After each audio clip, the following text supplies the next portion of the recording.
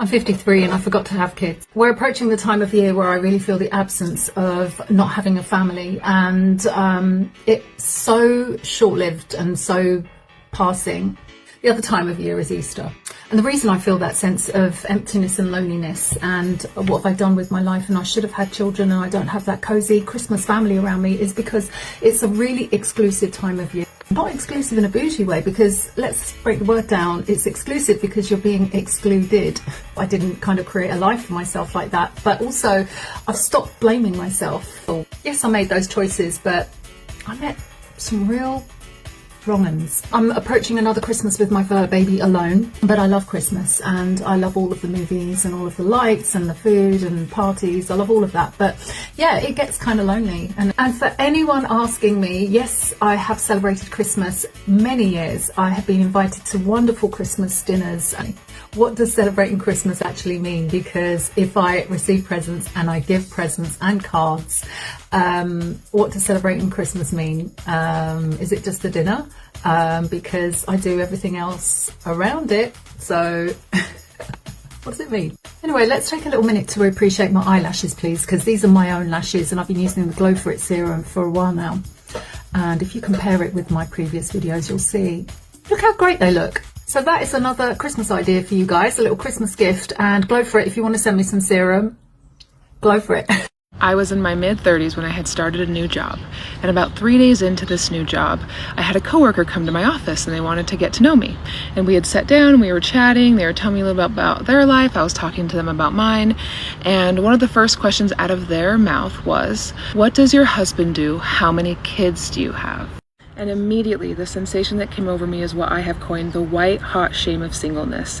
That it wasn't just embarrassment, it wasn't just something I could push off, it was that this individual had assumed that I was old enough that I should be hitting these milestones and I hadn't, and I had to come up with an answer that did two things.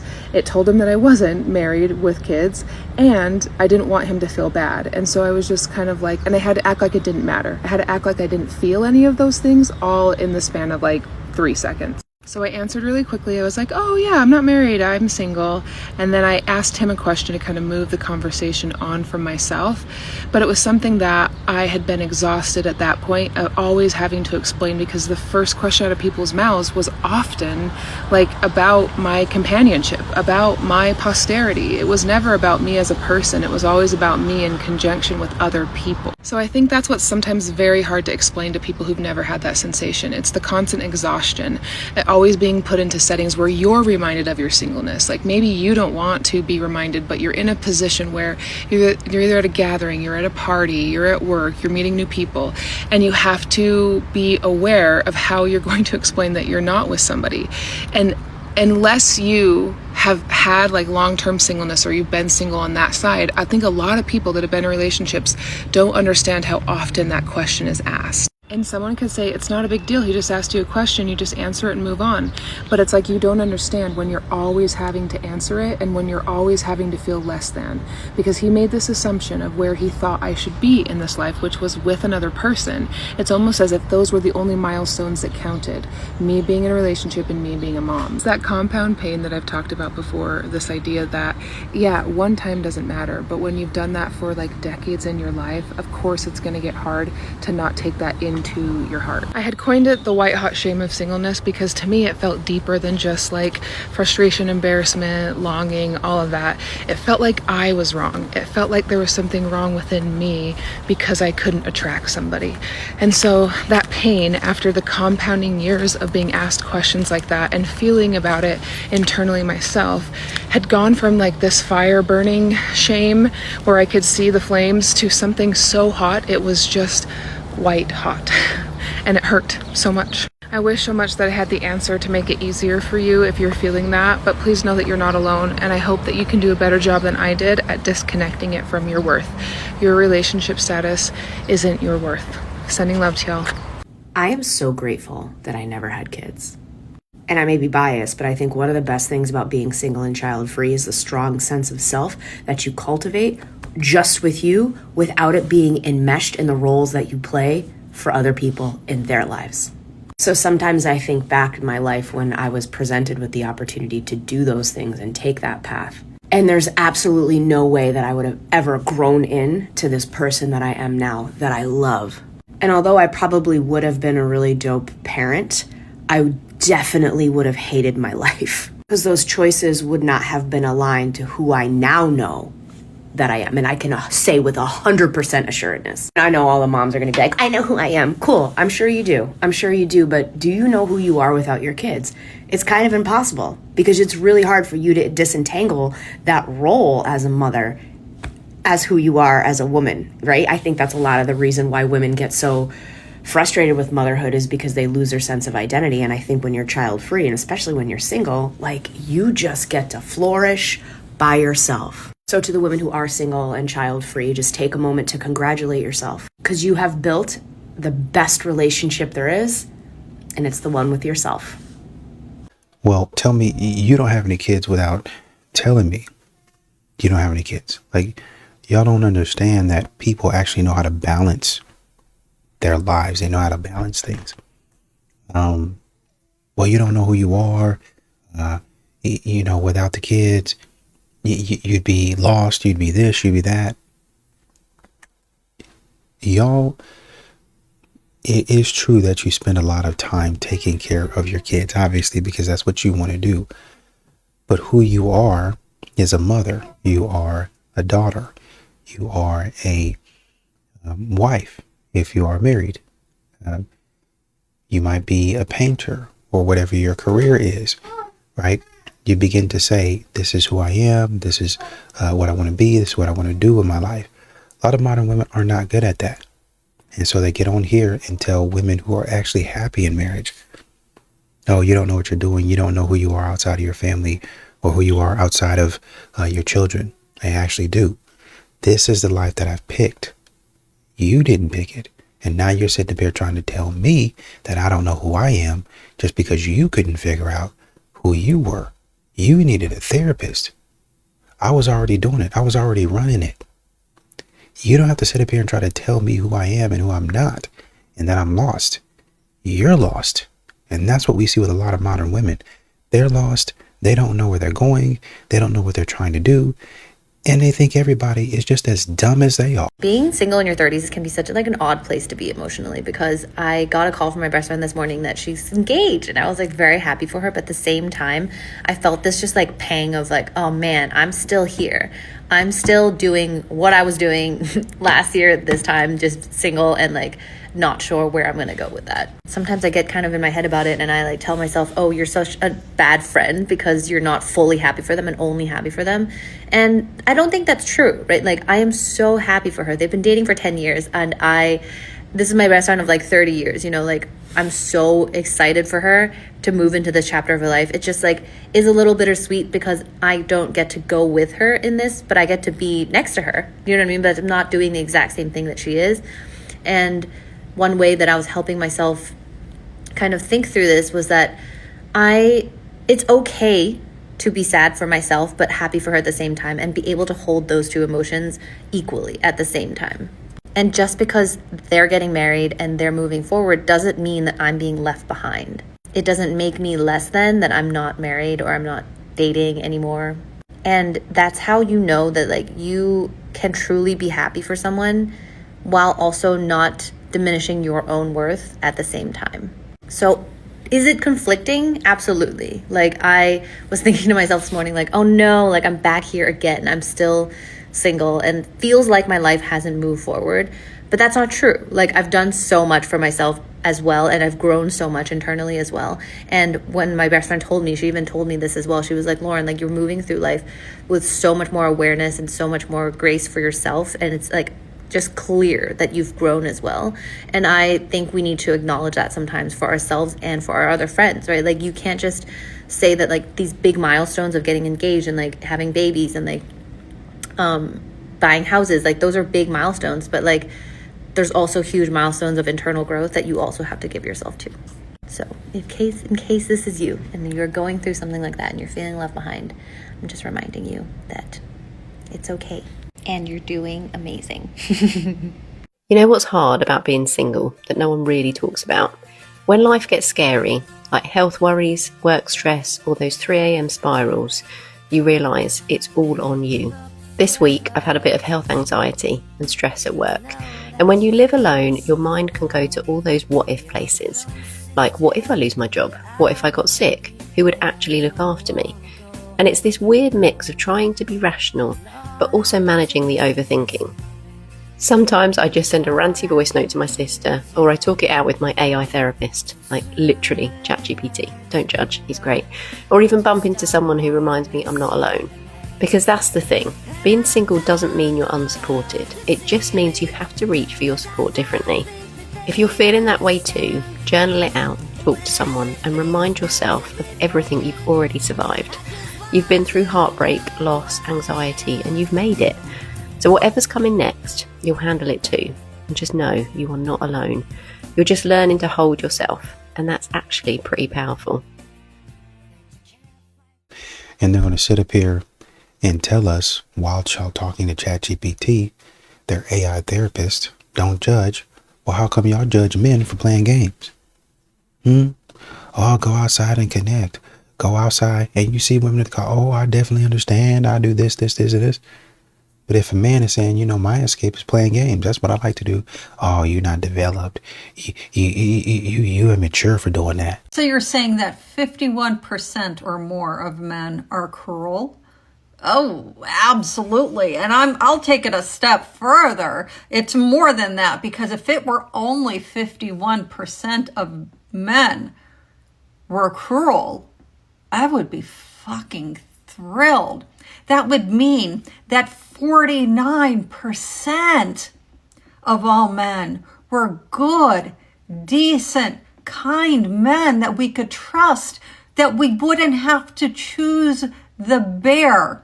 I would be thrilled if it were only 51%. Every single woman would be over the moon happy about that.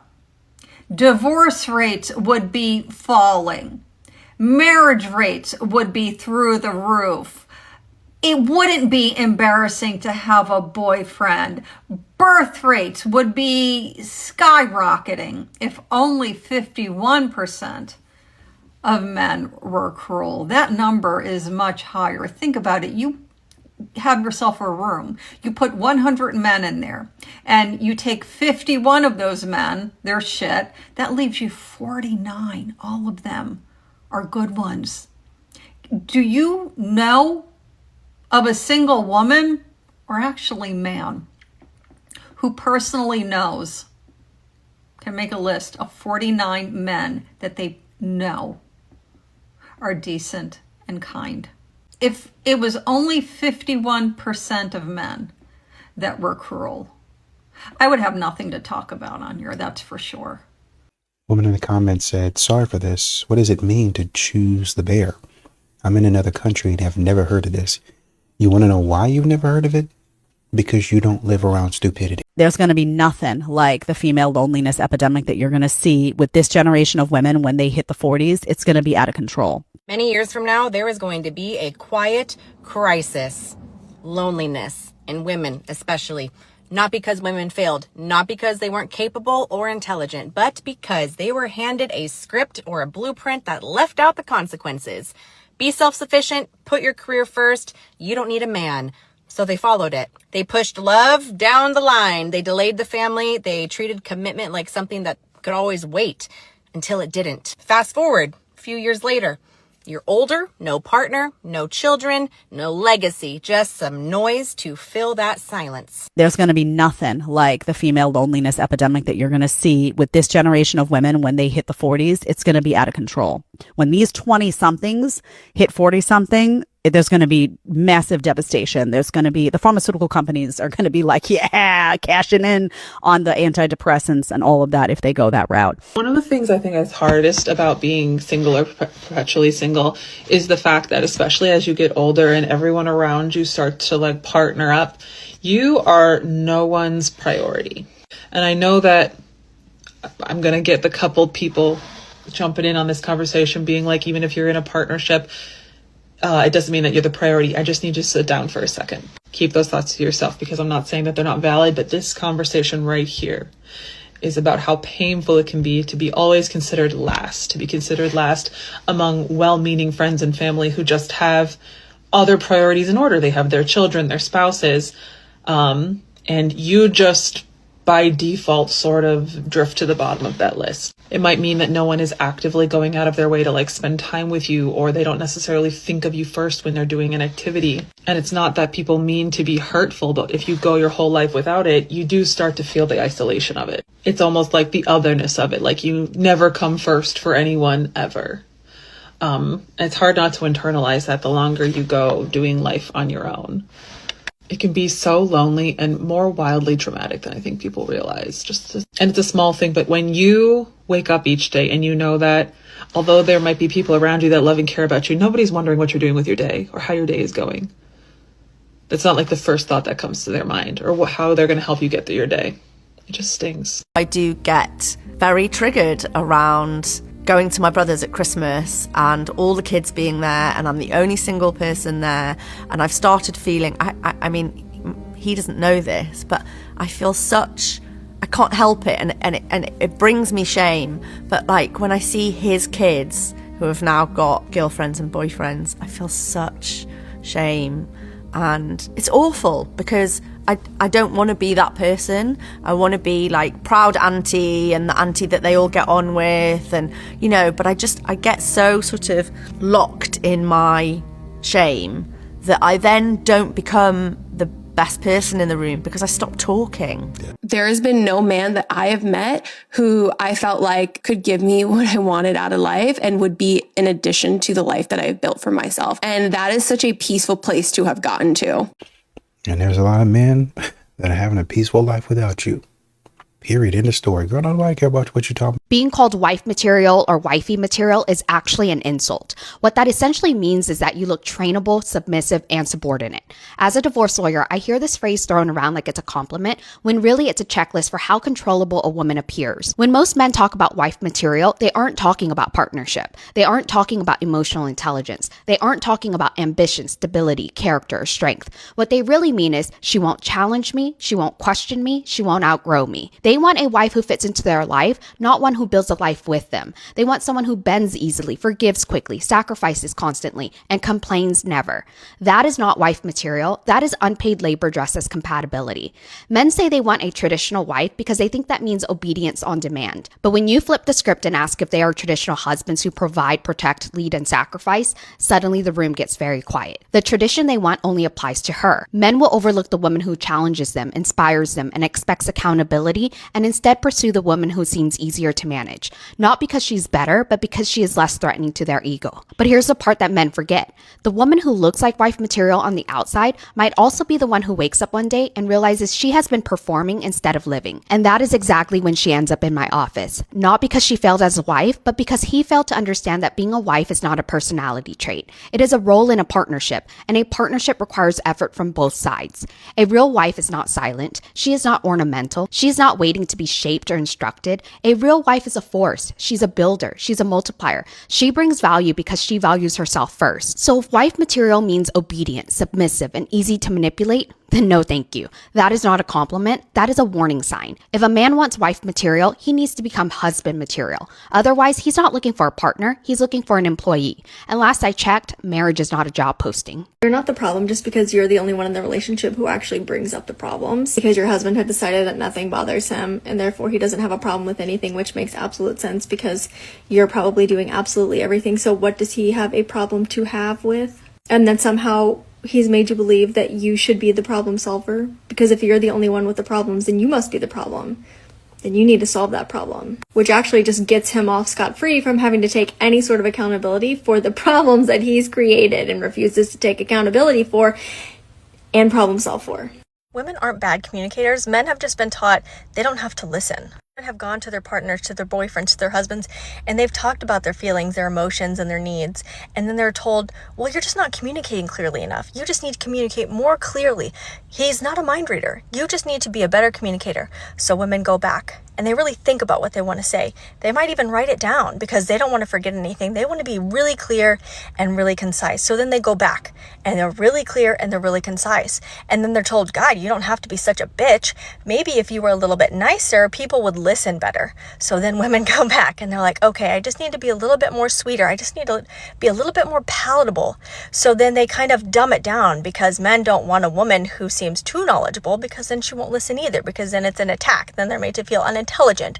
So she's sweeter and she's nicer and she dumbs down her needs and her emotions and her explanations. And then she's just called a nag. So nothing is ever good enough for her. She should just be thankful for what she has, for the things that her spouse, her partner, her boyfriend, her husband does for her currently. So then she shuts down, because clearly there's no other way that she could possibly communicate her needs and actually be heard. So then she shuts down and she probably emotionally checks out. Maybe even she actually ends a relationship, and then she's told, you just didn't try hard enough. You didn't communicate good enough. Your husband, your spouse, your boyfriend had no idea anything was wrong because you didn't communicate better enough. Women don't have a communication problem. Men in society have a listening problem. Now, I want you to observe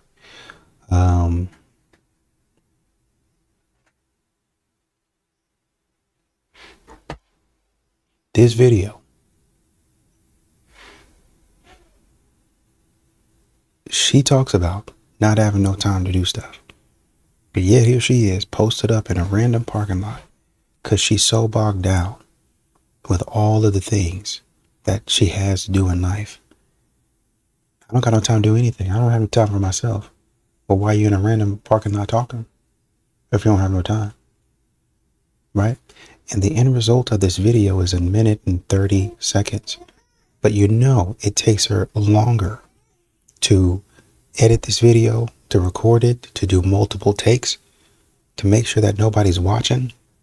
So basically you had 15 to 20 minutes at least, because you don't have no time for yourself. And this woman is married, talking foolishness. Here's one thing women should learn from men. It's how to be selfish. As a divorce lawyer, I've learned that male selfishness is not a flaw, it's a strategy. Men are not ashamed to prioritize themselves. They do not apologize for choosing what benefits them. They do not agonize over whether protecting their own interests makes them a bad person. They move accordingly and they sleep just fine afterwards. Women, on the other hand, are trained to overextend, to sacrifice, to accommodate, to put everyone else first, and then feel guilty when they are depleted. We are praised for selflessness even when it costs us everything. Watch how men operate. They choose convenience. They choose advantage. They choose outcomes that makes their lives easier. And no one calls them heartless for it. They call them smart, strategic, practical. I see this every day in divorce. Men protect their money. Men protect their time. Men protect their energy. Men protect their futures. Meanwhile, women walk in worried about being fair, being kind, being reasonable, even when fairness has never been extended to them. Selfishness has dividends. When you choose yourself consistently, you get stability, you get options, you get leverage, you get peace. Men understand this instinctively. Women are taught to ignore it. Men will leave relationships that no longer serve them without writing an essay about it. Men will say no without explanation. Men will protect their resources like their life depends on it, because they understand that in many ways, it does. Women stay too long, give too much, carry emotional and financial burdens that were never meant to be theirs, and then they are shocked when they are burned out, resentful, and empty. This is not a call to become cruel. It is a call to become intentional, to stop confusing self-abandonment with love. Healthy selfishness is not selfish at all. It is understanding that your life should pay you back and not drain you. You know, men, when they prioritize things, it's usually because they've thought about a lot of things from a lot of different angles. And so the person that is around the man is usually going to benefit from it. For modern women, they don't get a benefit because they want validation. So they're actually bad people. They're unhealthy people. But if a man were to say, hey, we need to go here, we need to do this, a lot of times they're directionally correct, if not correct, if they need something to be refined. But modern women think they know everything, so they sit back and they fight with the man about stuff that they have no business fighting with the man about. And when the man finally says, you know what, if you're going to keep on doing all this talking, you need to move around me, move from around me, then all of a sudden we got a problem. And the man, oh, well, he chooses himself, he's selfish. No, I'm not going to allow you to continue stopping plans that you and I will benefit from. That's actually you being selfish. So you don't even need to tell them to be selfish. They already were. Stop normalizing your husband hating you. Stop it. I see a handful of videos every single day of women on this app and the other being silly, being goofy, being themselves, and their husband's having just fucking disdain for them. And it's visible. I can see it, you can see it, she can see it, and it's just this like, ha ha ha, my husband finds me so annoying. No. If my husband is not obsessed with me, 99% of the time, I won't have him. Your spouse should not openly dislike your personality. They should not openly be annoyed by you. Like, yes, am I annoyed by my husband sometimes? Sure. But 99% of the time, I look at that man like he is the most prized possession in the world. And I 1,000% expect him to look at me the same way. If you ever catch my husband on camera looking at me the way some of these husbands look at their wives, divorce. Divorce immediately. Stop normalizing your husband openly hating you. If you're a woman and you're looking to get married to a man, be so careful, because I made a post that my husband does his own laundry. His own. I made it clear I do mine. And I said he makes dinner and does the dishes. 3 things. I mentioned 3 things. So many men, and it happens every time I mention these things, so many men say, so he's your servant, he's your servant. They're very clear. They think doing dinner, dishes, and his own laundry is a servant. And what do they want their wives to do? Their complaint is that he does that instead of me. Their complaint is he's a servant for doing his own laundry because that's my job. They're very transparent. They're very clear. They think that makes you a servant. These men do not want wives. They do not want a partner to love. They want a servant. And for some reason, it's okay for them to want an indentured servant. And for some reason, it's angering to them when other men are adults. Just know that. Unless your husband is actively deconstructing his patriarchal conditioning, he isn't going to suddenly be open to a massive shift in how your marriage runs. He's not going to be open to him taking on more than he has before simply because you asked. In a different way, I might add. There is no amount of conversations or methods or ways that your husband is going to understand the unequal division of labor that is causing such unhappiness and resentment within your marriage. He has to first work on understanding how the patriarchy has benefited him at every turn, and that includes your lopsided marriage where you've been carrying more and he didn't even realize it until you brought it up. And even then, making lasting, meaningful change isn't going to come from you sitting down and having yet another conversation about how you'd like him to take on more because you're drowning in tasks and the invisible labor. It's going to come from him deconstructing the patriarchy's place, not just in your marriage, but in every aspect of his life. We have to stop telling women that simply having these conversations with their husbands is all they need to do in order for the marriages to be happier, healthier, and thriving. Or that having these conversations will suddenly make their husband open his eyes to the unequal division of labor that's not just plaguing their marriage, but the vast majority of marriages. This advice completely ignores the fact that you can't suddenly make your husband understand how the patriarchy and misogynistic beliefs has seeped its way into your marriage. And this messaging is harmful because it makes it seem like women just need to communicate more, communicate better, or in different ways. And their husband will suddenly understand that even though he's been raised his entire life through patriarchal conditioning, that this simple conversation can undo years of it. And that's simply giving women false hope. I know the TikTok sheikhs are going to come for my neck, but I don't really believe in marriage. Not in modern day, at least, because I would say that the majority of the time, it doesn't work out. And even when it doesn't end in divorce, it ends in absolutely hating and resenting each other towards the end of life. And the reality is that in most marriages, women get the short end of the stick. Like, women are the ones who have to sacrifice their careers, their health, their well-being to take care of their husband and the children. And in modern days, a lot of women are still working at the same time as doing all of that other stuff that has always been an obligation for women. I'm not like a psychopath, so there's still a part of me that like craves it. Like, I yearn for it, but logically, I just don't really care for it because I don't think that it's gonna benefit me, honestly. I feel like it's actually going to stunt my growth. It's going to stunt my career. It's just going to stunt me in so many ways,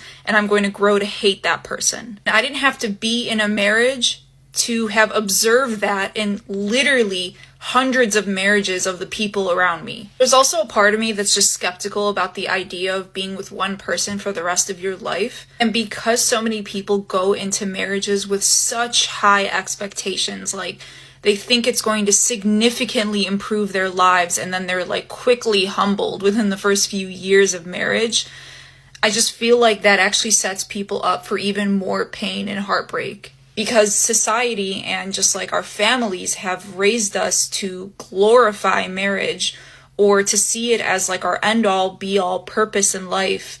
And when you are disappointed by that, you just, it leaves you lost and broken and confused. Yes, there's still a part of me that like yearns for it. I do feel lonely every once in a while, but I know that I'm better off alone. And I'm more so in the mindset of like, if it happens, but it have to be like the most ideal situations. Otherwise, I just don't think that it's worth the time and effort and pain. Not to mention, in marriage, a lot of women's needs and their, how can I say this without pissing people off? Their desires are very rarely met. There's that aspect of it that actually leaves women feeling very frustrated. And then when they're not satisfied in their marriages, a lot of times the men will then go seek out other women because they can't satisfy their wife. Like, I just can't, why would I put myself through that? I've seen far too many marriages that have failed, or if they haven't entirely fallen apart. There's a lot of women that don't do any kind of work in marriage. They don't take any accountability. So of course, marriage does not work for them because they are the problem in the marriage. They will go round and round in circles, making the man take accountability for everything that he did. They pick the, whether it be a pastor, the counselor, whoever, because that's who they want to go to. Man says, okay, if that's what's going to make you comfortable. They give the whole sales pitch and they go. And even, for the maybe like the first week or so, or it could be honestly and truly months, that the therapist or the counselor or the pastor is agreeing with a lot of the things that the woman is saying. And the man is just sitting there like, man, like all of the things that I've been saying, it seems like there's nobody validating my experience. And they kind of got to sit there and take it. But then, God forbid, one point in time, the counselor or the therapist or the pastor says, you know what? Now, he did say something that I've been pondering for weeks. He's right about that. You need to take accountability for this, this, this, and this. And what that looks like, practically speaking, is you change this, this, this, and this. So this week, I want you to work on X, Y, and Z. Mind you, pastor, a counselor, therapist has been telling this man for weeks what he needs to improve on, for months, for years, what he needs to improve on. And the man has had to eat it, swallow it, tough it out, and do it. But now that it's your turn to take accountability and fix your stuff, all of a sudden it's the man's problem. All of a sudden I have it so hard. All of a sudden nobody understands me. All of a sudden marriage just doesn't benefit women. Accountability apparently don't either. So I go out of my way to follow a lot of older women on social media, and part of that is just to fight the insane levels of ageism and self-loathing that these algorithms will push on you, especially if you're a woman. Like every time I see a 20-something on here talking about how she needs to go to her dermatologist for more anti-aging treatments, I think you probably would have been better off smoking cigarettes than being on this app. But a common theme I've noticed with some of these older women on social media is how many of them will say, like, I waited until I was 47 to leave a marriage that was done at 27. And a lot of them are even on social media in the first place because they're going through this like self-rediscovery era much later in life because they're finally not burdened by the wrong man. And this is not to say that every woman is inevitably going to get divorced or end up in a bad marriage, because to be clear, a lot of them are also in great marriages or just never got married in the first place. But it is to say that when a marriage is going wrong, when a marriage is failing, the woman, because it's usually the woman who initiates a divorce, is probably aware of that years, if not decades, before she finally pulls the trigger. And sometimes this is purely financial, sometimes this is because it's dangerous to leave a marriage, but sometimes sometimes it's not. Sometimes it's a combination of sunk cost fallacy and the social pressure that we put on women to make marriages work, and the stigma that we put on them when they become divorcees or single mothers. Now, this is just the sample size of the women I follow, but they pretty much universally say that if they could go back, they would have cut that marriage off way sooner or never gotten married to that person at all. And if you're a younger woman who's unhappy or unfulfilled or neglected in your marriage, but you feel guilty or ashamed about potentially saying this isn't working and moving on, do not let society gaslight you into giving that man more of your youth. And start seeking out the wisdom of older women who lost decades to the sunk cost fallacy, because they'll tell you what's up. I wonder if we ever look at when these women are leaving, who needs to take accountability once again. I wonder if we're looking at that type of stuff, because it seems like, oh, well, the man is the problem. The man is the issue. But and even as I'm reading this right here, it says, and for many women, the answer is exhausted, financially depleted, and decades behind on the life they could have built. They don't be building anything. They don't really be doing anything. Like you said, they're on TikTok or social media because they're going through something. They're going through a rediscovery journey. And part of that rediscovery journey is seeing how many people will be a sucker and fund that journey. Part of that self-rediscovery is seeing how many people will crowdsource her ultimate life. Oh, I'm building a life that I want, and basically putting myself or prioritizing myself. I'm being selfish, and you should too. If you want to support me on this journey, link in bio. Cash App, donations already set up. Okay, well, you know what? I like what you're doing. I'll give you $20. Nope, it's not an option for that. Actually, the options start at $100. $100, and they go up to $200, and then $500, and then it jumps up to $1,000. If you really want to be generous, is she going out there and quote unquote rediscovering herself on y'all's dime, idiot? So there are multiple studies that show that the happiest, healthiest demographic are women who are unmarried without children. And as a primary care doctor, I could have told you that a long time ago, honey, because the number of married mom patients that I have that are suffering from chronic diseases because they're so busy taking care of other people, they're putting themselves on the back burner, is astounding. On a daily basis, I see this. They would like to eat healthy, but other people's preferences come first. They don't have time, or they're too tired to exercise or take care of themselves. The number of times I have to talk to people about being selfish, being aggressively self-care motivated is really, really sad, because we have all these societal expectations that women and moms, they have to just, prioritize other people. But you know who does the best? Who's healthy? Married men. Compared to single men, especially, because guess what? Guess whose spouse is dragging them to the doctor's office when they're sick?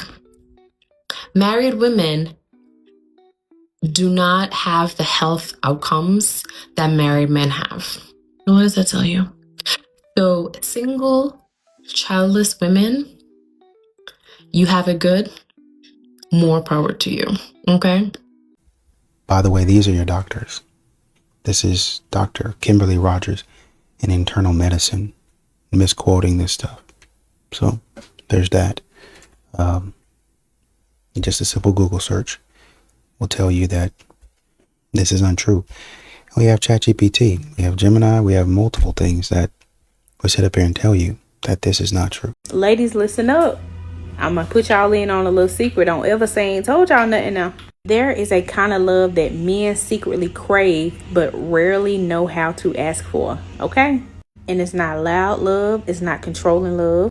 Y'all, it's soft love. A woman who speaks gently even when she's upset, who listens without trying to win, who understands that a man does not need to be corrected all the time. Sometimes he just needs to realize, because men don't always learn through being told. They learn through reflection, through space, through feeling trusted enough to come back to you and say, baby, you were right. And baby, when he does, that is not your moment to prove a point. That is your moment to protect that man's pride and honor his growth. You just smile at him and say, baby, I knew you would see it. That kind of love does not embarrass a man to change. It inspires him to. Because, listen, when a man feels safe with a woman, he does not fight her. He softens for her. And the deepest truth is, y'all want to know what the deepest truth is? A man who feels understood will move mountains for a woman who understands him. Okay. I got divorced at 53 years old after an 18-year marriage. And there have been plenty of times post-divorce where I've kind of lamented the fact that I spent so many years in a bad marriage. Why didn't I get a divorce sooner? I wish I was younger when I got the divorce. Now I'm realizing that at 53 years old, this was the perfect time for me to have gotten a divorce. Because at 53, I am no longer the focus of male attention.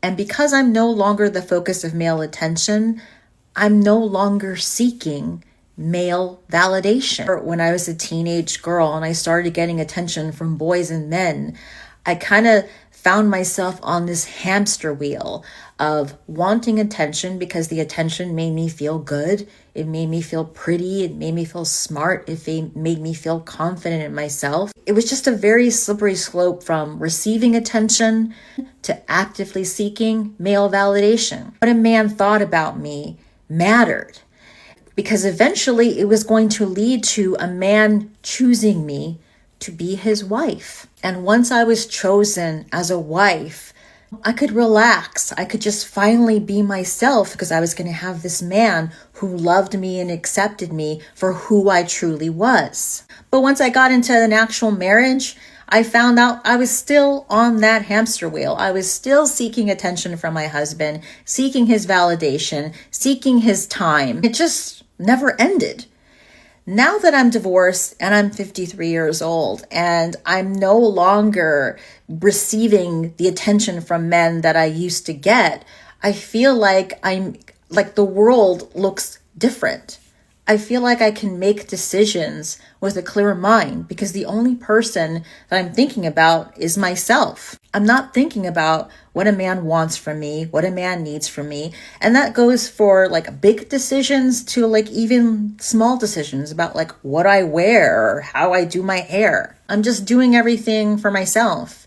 And there's just a freedom in that. If I had gotten divorced earlier, even when I was like in my early 40s, I don't know if I would have been able to be in this space right now. I think I still might have been in the place of seeking male attention and male validation. I would have gotten myself into the same trap. So yeah, I'm grateful that it happened when it happened, because it happened at the time that was perfect for me. And now I get to live a life for me. Do you think, in terms of describing your looks, do you think you are below average, average, or above average? Above average. Above average. Above. Above. Above. Can you guys tell me a woman who you think is a 10? Jennifer Lawrence. Megan Fox. I feel like Zendaya. Jennifer Lopez. I like India Love. I think I like Zendaya or Zoe Saldana. Adriana Lima. Just to be clear, I just want to get a temperature check on the women who did say they're 10s. Is it your position, if you give them a 10, you give yourself a 10? Essentially, are you just as attractive as those women? Yes. I don't compare myself to other women, but there's nothing I change about myself. So. Well, aside from your lips and your breasts, does that change anything for you? No, I still believe a 10. the same, yeah. So just as good looking as Megan Fox and Jessica Period. Biel and Period. Adriana Lima and Jessica Alba. Okay, what about you? Yeah. Period. Are you just as good looking as all those women? For sure. Put me in the same room. Bro, y'all are fucking delusional. Delusional. And once again, the saying goes, never put yourself in a position to be disrespected. Some of these ladies, if they in the room, they not even getting noticed. If you standing right beside Megan Fox, they gonna look at you like, oh, is this your personal assistant? Don't get disrespected out here. Market value is not determined by how many men you can sleep with. It's by the highest status men that will commit to you. And she has no high status men who's committed to her, but she has slept with men who were 6'3". Congratulations, honey. If I'm a man and I get morbidly obese and I'm very unsuccessful at my job, there's a reason for you to not be attracted to me. A man's also his proclivity to not want to be with a woman who had so much fun and is tired of having fun. The optimal age to get married and stay married is 28 to 32. So 30 is like a sweet spot. It also shows that the average age of divorce is 30 and the average age of years people stay together is around 7 or 8. So if you put those two together, that means people are getting married at 23 and getting divorced at 30.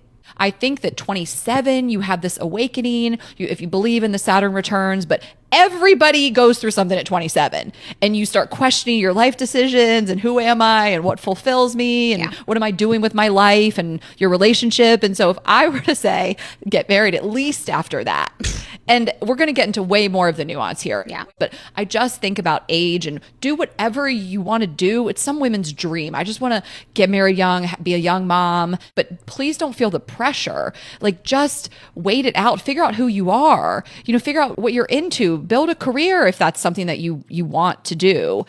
I've never hated another person more than I hate the person that I married. Well, I run my ass off and I do everything for everybody in my life, like me, my kids, him. He goes to work and works enough. Her story is a cautionary tale of the inherent risk involved when you decide to become a stay-at-home mom, when you decide to become financially reliant on your partner. And I want to say, I know that for many families, there is no choice, right? Women are being forced out of the workforce due to the cost of childcare. Not everyone has the choice of whether or not they can remain in the workforce or not. But when a woman decides to become a stay-at-home parent or is forced to become a stay-at-home parent, there is inherent risk, right? She's sharing her experience of this toxic, awful marriage and her partner who is truly failing her and her children in so many ways. And oftentimes when women share this experience, people will say, well, why didn't you leave? Why did you stay? And she shares that the reason she stayed is because she simply did not have the means to leave. She could not financially afford to leave, because this is what so many people find themselves in, right? Even if they do have a job, if they're going to leave, they need to pay for their own housing. They need to pay for childcare. They now need to do everything on their own financially. Or if they don't have a job, now they're in this place where they need to find a job. They need to find a job and housing and the money to be able to afford childcare so they can have the job. But without childcare, you can't get a job. And without a job, you can't get childcare. So what are they to do, right? They don't have the means to leave. I really do enjoy these women, some of these ladies, their summaries of the things that have happened. They tell it as if it's a story. Like this is her story and this is Black Widow from Marvel Comics, back on a long journey, a long lost dusty road back in the 1950s when the clouds were gray. That sort of storytelling like really wraps you in, and it's really, wow, how could that ever happen? And the whole time be leaving out details, whole time be lying, whole time be not telling the crowd that, hey, she was actually a terrible wife. This is why men have really started to drill down on women like this. They really start to focus in and say, nope, shut up, you're lying. Where are the men that are generous? Where are the men that are kind, that won't treat women like second-class citizens right in your face? The women that I don't treat like second-class citizens, my wife, my mom, my niece, my daughters, those are the people that I don't treat like second-class citizens.